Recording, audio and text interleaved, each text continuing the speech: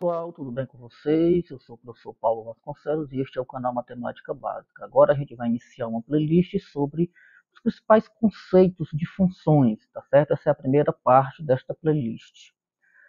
De início, a gente vai aprender a definição de funções. Olha só, dados dois conjuntos A e B, por exemplo, uma função de A em B significa associar cada elemento pertencente ao conjunto A um único elemento que compõe o conjunto B. Sendo assim, um valor de A não pode estar ligado a dois valores de B ou a mais valores, né? Também não pode. Com o exemplo vai ficar mais fácil da gente entender essa definição. Olha só. Eu tenho aqui o diagrama representando um conjunto A, certo? Cujos elementos são 2, 3 e 4. E aqui eu tenho o diagrama representando o conjunto B, cujos elementos são 5, 7, 9 e 10, ok? E a gente vai perceber que cada elemento do conjunto A vai ter uma única correspondência no conjunto B. O 2 tem a correspondência com 5, o 3 tem a correspondência com 7 e o 4 tem a correspondência com 9, certo? Isso aqui é uma das características das funções. Cada elemento do conjunto A tem uma única correspondência, um único elemento correspondente em B. Por exemplo, o 2 não poderia estar ligado ao 5 e também ao 7, senão não seria função. E aqui também no conjunto A não pode faltar, né, ter algum elemento que não tenha correspondência aqui em B. É outra característica, tá bom? Bom, e o que é que faz essa ligação dos elementos de A aos elementos de B? É este f, ou seja, é uma função que a gente lê f de A em B, ou seja, é uma função de A em B, tá bom? E este f, ou seja, esta função, ele indica o quê? Ele indica uma lei matemática, ou seja, uma fórmula, né, que associa cada elemento de A a um único elemento de B. Neste exemplo, a função, ou seja, essa lei, é y igual a 2x mais 1, ou f de x igual a 2x mais 1. Lembrando que f de x e y representam a mesma coisa, tá certo? E é fácil a gente perceber isso. Olha só, esses aqui são os valores do x e esses são os valores encontrados do y. Se o x for 2, 2 vezes 2 é 4, com mais um 5, olha só, eu tenho a correspondência y5. Se o x for 3, 2 vezes 3, 6, com mais um 7, eu tenho a correspondência y7. Se o x for 4, 2 vezes 4, 8, mais um 9, eu tenho a correspondência y9, tá certo? Além disso, é importante que você saiba que uma função ela pode ser representada por esta lei, né, que a gente chama de fórmula, né, uma lei matemática da função, também por esses diagramas de flechas, mas além disso, ela pode ser representada também por uma tabela ou por um gráfico, certo? Então ela pode vir representada, a mesma função, pode vir representada em qualquer uma dessas formas, tá bom? Vamos fazer uma atividade para fixar melhor este conteúdo? Olha só, atividade número 1, verificar quais diagramas abaixo representam uma função. Temos aqui o item A, os conjuntos A e B e uma suposta função f, né, que está fazendo essa ligação. Analisando, olha só, cada elemento de A tem uma só correspondência em B. Isso é verdade. Ó. O menos 1 de A corresponde somente ao menos 3 de B. O 0 de A corresponde somente ao menos 1 de B. O 1 de A corresponde somente ao menos 1 de B. E o 2 de A corresponde somente ao menos 4, ao 4 de B. Neste caso, então, a primeira característica da função foi confirmada, foi satisfeita. A segunda é que todos os elementos de A têm que ter uma correspondência em B. E tem, ó. Não tem nenhum aqui elemento do conjunto A que não tenha correspondência em B. Então, por isso, a gente diz que f, esse f aqui, é uma função de A em B. Vamos para o item B.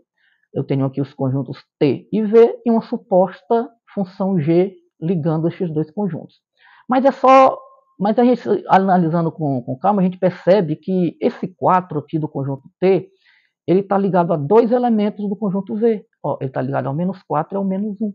Não pode, ele tem que ter somente uma correspondência com o conjunto V. Então, nesse caso, a gente já descarta, G não é uma função de T em V. Aqui no item C, a gente tem os conjuntos R e S e uma suposta função H. Observe que o menos 2 o menos 1, o 0 e o 3, todos eles têm uma só ligação aqui, né? Um só elemento, né? Aqui no conjunto S.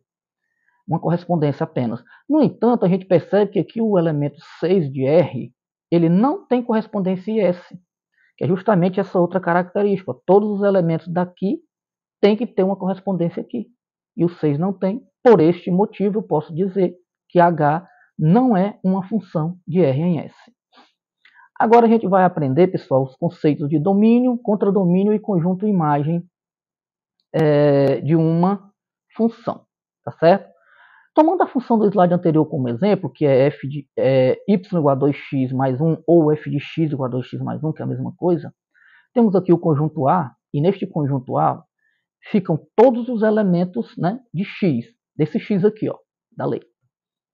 E aqui eu tenho o conjunto B, e aqui no conjunto B ficam todos os y, todos os valores de y, que são esses aqui, tá certo? Bom, para cada valor atribuído a x, ou seja, cada valor que eu coloco aqui no conjunto A, que é o valor de x, eu chamo ele de domínio. Eu vou encontrar um único valor correspondente em y, aqui no conjunto B, que eu chamo de imagem. Bom, se eu colocar o x igual a 2, a gente já sabe que usando esse x nessa função, a gente vai encontrar o y igual a 5. Então, o 2 é domínio, o 5 é a sua imagem. Se eu colocar o domínio 3 e substituir aqui, eu vou encontrar a correspondência 7. Então, o 3 é domínio, o 7 é a sua imagem. Colocando aqui o domínio 4 e substituindo nessa função, a gente vai encontrar 9, correspondência 9. Então, 4 é o domínio, 9 é a sua imagem. A gente tem aqui o elemento 10 no conjunto B, que não é imagem de nenhum elemento de A, mas isso não tem problema. Bom, então a gente já sabe que cada domínio tem a sua respectiva imagem.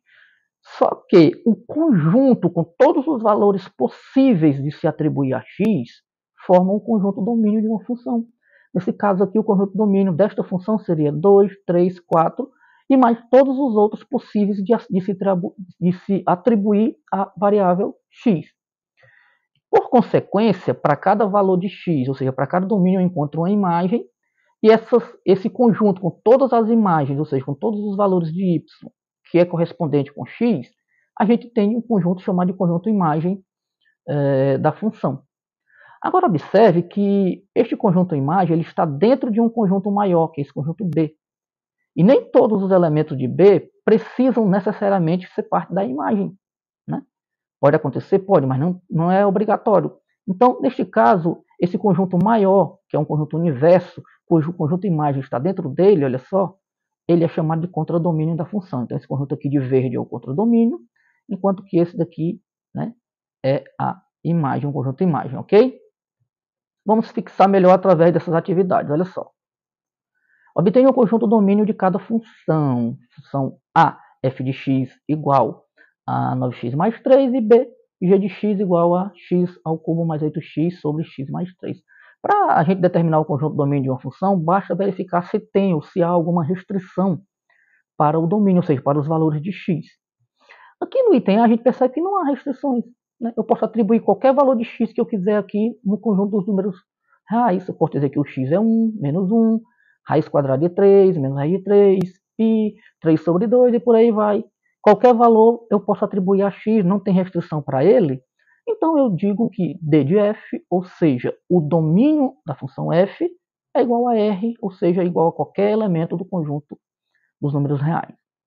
Já que no item B tem restrições, olha só, eu tenho aqui uma fração, né, o numerador em cima, o denominador embaixo, e a gente sabe que o denominador de uma fração nunca pode ser igual a zero, porque fração é divisão e eu não posso dividir um número aqui de cima por zero, é impossível dividir por zero.